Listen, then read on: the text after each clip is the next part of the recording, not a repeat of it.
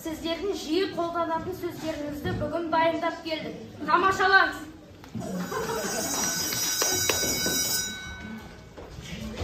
Тоқта!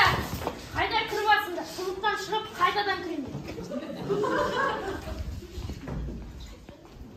Әй, тоқта! Сыныпқа кіргенге не айту керек? Апай, кіруге бола ма? Сен не, түні жұтып қойдың ба? Отырыңдар.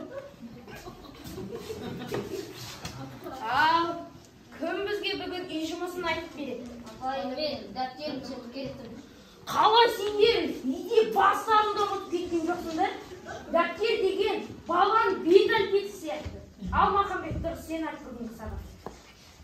Мен дайындалмадым. Сен не күліп алсың? Нені ақылдысың ба? Махамбеттің орнына. Мен дайын емеспін. Отырыңдар. Қазір бір бағанның екеулеріне көріп беремін.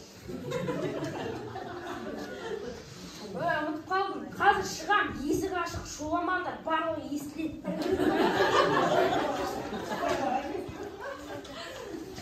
Ұмытып қалдым. Біз бүгін сор жазамыз ғой. Өй, апай, естелік айтмадыңыз ба? Өздерің көрсетпейді. Апай, сабақ бітті ме? Мен полды жуып Сабақ біткен жоқ, түсіртебе.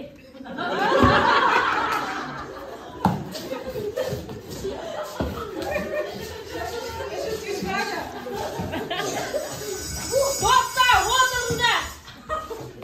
Қайда атып шықтыңдар? Қоңырау мұғалімге арналған.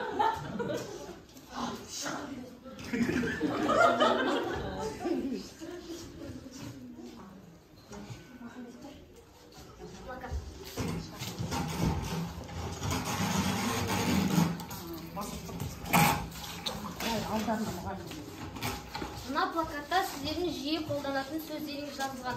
Осы концерттен кейін келіп қарауларыңызға болады.